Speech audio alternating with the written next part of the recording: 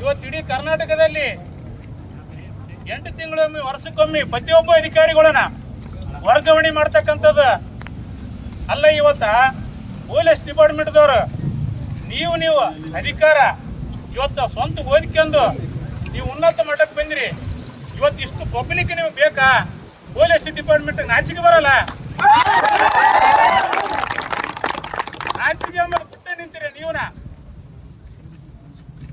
ಇವತ್ತು ದೇಶದಲ್ಲಿ ಏನಾಗ್ತದ? ಯಾವತ್ತನ ಒಂದಿನ ಸತ್ತು ಹೋಗ್ತೀರಿ. ಇವತ್ತು ಇರ್ತಕ್ಕಂಥ ಬಡ ಕುಟುಂಬಗಳಿಗೆ ನ್ಯಾಯ ಕೊಡ್ರಿ. ತಾಕತ್ತಿಲ್ಲಕ್ಕಂದ್ರೆ ರಾಜೀನಾಮೆ ಕೊಟ್ಟು ಹೋಗ್ರಿ, ಎಲ್ಲೇನು ಹೊಲಮನ್ ಮಾಡ್ಕೊಂಡ್ ತಿನ್ರಿ. ದಲಿತರ ಒಂದು ಕುಟುಂಬದ ಆಟ ಆಡ್ತೀರಿ.